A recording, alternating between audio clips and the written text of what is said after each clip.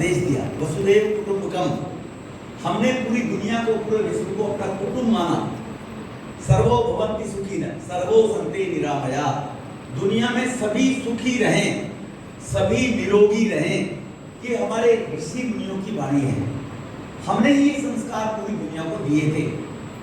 लेकिन कभी कभी क्या होता है कि जो देने वाला होता है, बांटने वाला होता है, अंतोतत्व जब उसको लगता है कि मेरे हाथ में बहुत कम रह गया और फिर भी कोई लेने वाला आ जाए तो अपनी चिंता करते हुए उसको दे देता है। ये हमारी संस्कृति है।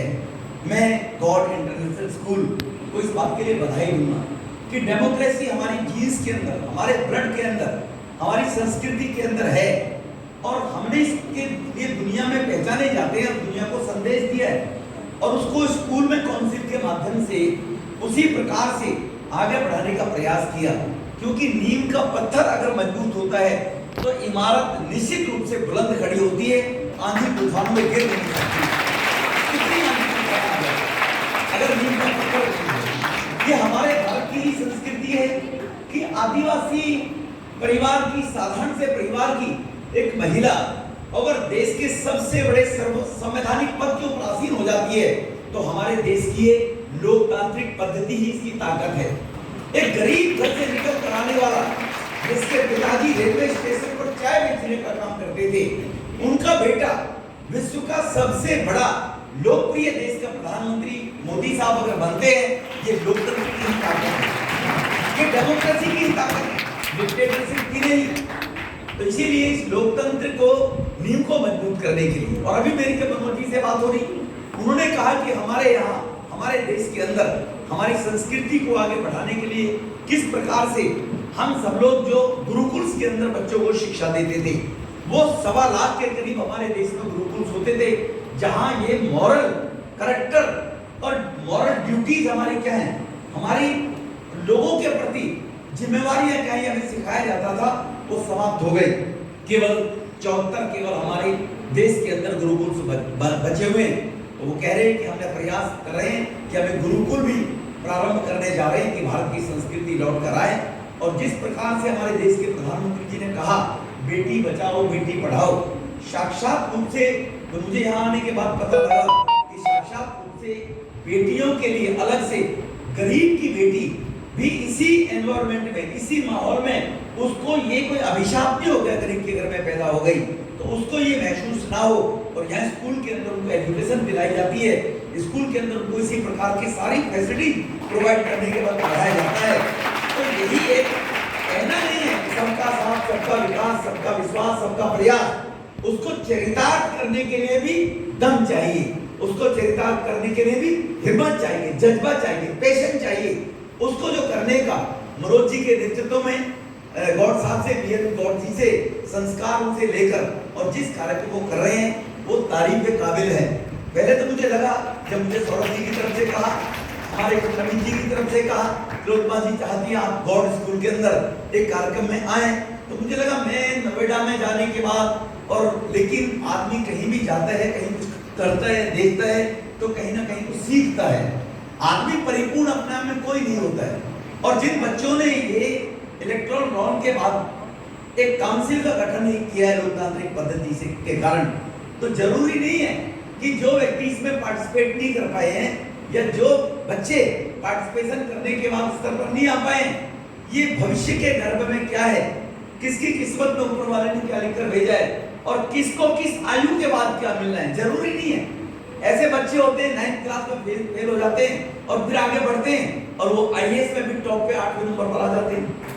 मेरे गांव में उदाहरण है, हमारा भतीजा है, आईएएस है, वो आज जम्मू कश्मीर में है, उसकी 2006 के बैच में 8th रैंक थी पूरे देश के अंदर, और वो गांव के 9वीं क्लास में पढ़ते हुए फेल हो गया।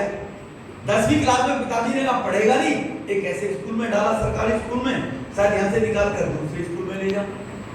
और एक ही बात उसको चुप गई केवल कि जब एडमिशन के लिए गया कि मॉडल स्कूल में बच्चा सरकारी स्कूल में दाखिल हो जाए, गांव के स्कूल में फेल हो गया है, तो लीडर के पास गया, वो लीडर से उसने कहा मेरे बच्चे का एडमिशन करा दो। नेताजी के कहने से प्रिंसिपल साहब ने किया नहीं कि नेक्स्ट टाइम 10th क्लास का रिजल्ट आना है, बच्चा 7 में था, तो उन्होंने कहा कि ये कौन सा डीएम बनेगा, डीसी बनेगा, पहले तो पढ़ते नहीं फेल हो गए, तो हम एडमिशन करा दे। बच्चे को वही बात चुप गई। और उसके बाद उस बच्चे का उस स्कूल में एडमिशन हुआ, प्रिंसिपल ने ले लिया, प्रिंसिपल को लगा कि चलो उसको एडमिशन कर लेती हूँ, विदाउट अप्रोच के ह्यूमिलिटी के आधार पर प्रधानाचार्य ने एडमिट कर लिया और वो डीएम बन गया बच्चा। देखो कि 9वीं क्लास में फेल हो गया और उसके बाद वो डीएम बनकर दिल्ली में काम करता रहा आईएएस करने के बाद।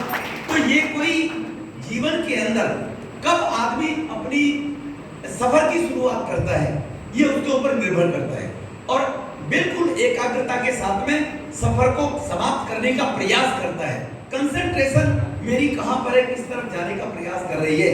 तो इसीलिए अभी जब मैं मिला, बहन मंजू जी ने कहा कि मुझे पता लगा भगत सिंह में थे आप और वहां पर वहीं से पॉलिटिक्स शुरू कर दी, जबकि सच्चाई है कि मैंने भगत सिंह से कोई पॉलिटिक्स शुरू नहीं की थी।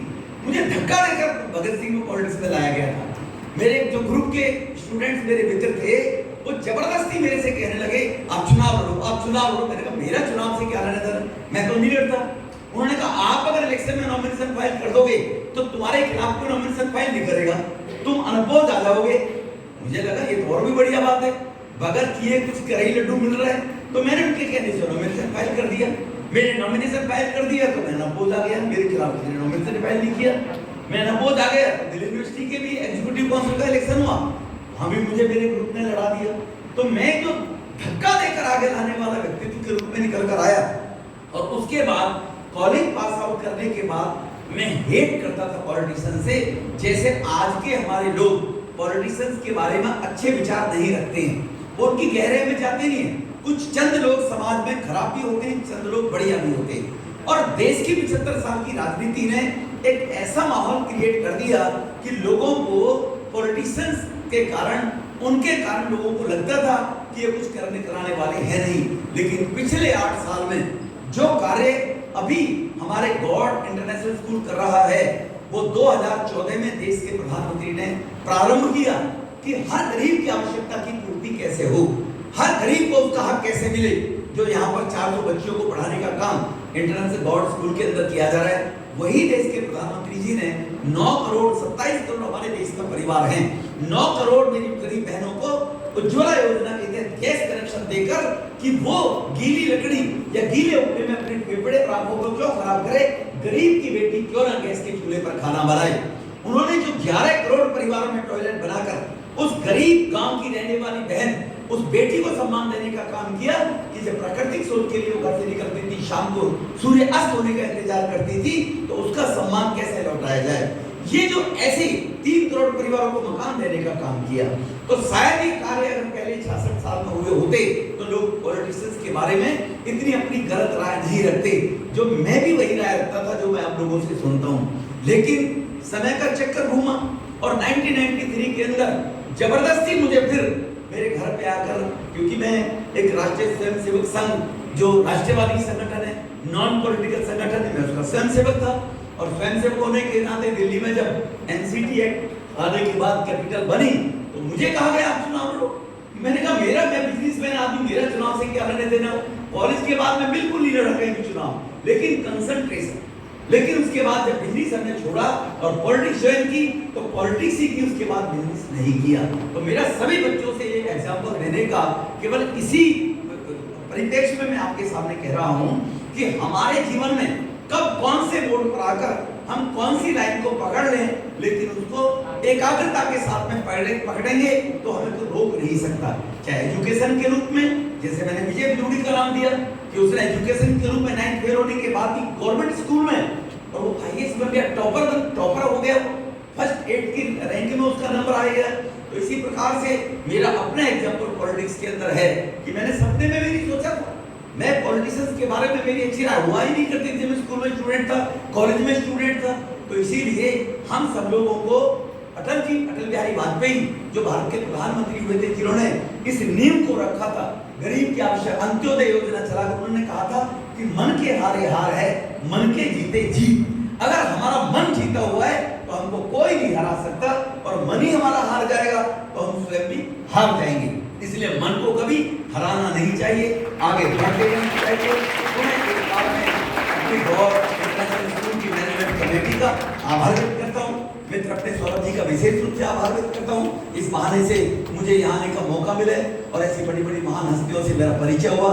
बहुत बहुत धन्यवाद।